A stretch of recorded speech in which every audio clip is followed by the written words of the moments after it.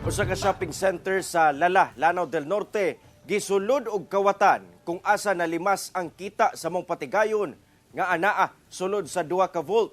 Mga kawatan sa atop mismo sa patigayon miagi aron makasulod.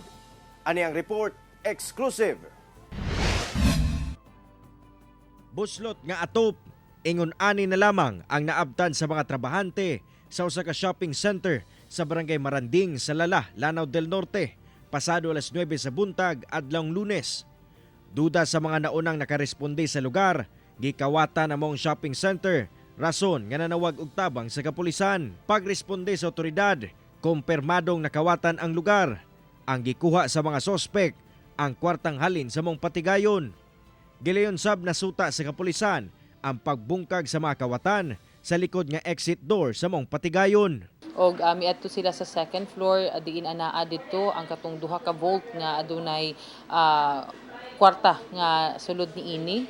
And actually sa makita nato sa CCTV no, nagkuha pa sila og ilahang gabit no sa hardware portion sa maong shopping center, og dito sila mao ilang gigamit sa paglungkab sa pag-abri sa maong vault. Padayon pang ginasuta sa kapulisan ug sa management sa patigayon kung pila ba ang kantidad sa kwarta nga nakawat gikan sa 2 ka volt nga naablihan. 2 ka mga sospek ang gilantaw sa kapulisan nga nakuhaan og CCTV footage. Apan wala pa girelease sa kapulisan among video alang sa dugang investigasyon. Dako ang ilang pagtuo nga posibleng inside job among pagpangawat. Yes, actually nakita gid nato nung kabalo sila sa ilahang ginabuhat, and nakita pod nato nga kabalo sila kung asa gid nila kuhaon ang katong gamito nila sa paglungkab sa maong vault, or asa pod ang kining location sa maong vault. Gisuwayan sa GMA Regional TV nga makuha ang pahayag sa management sa mong patigayon.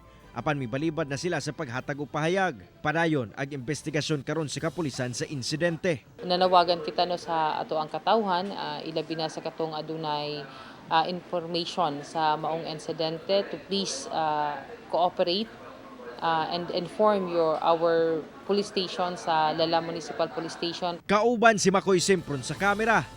Ako si Cyril Chavez para sa At Home with GMA Regional TV.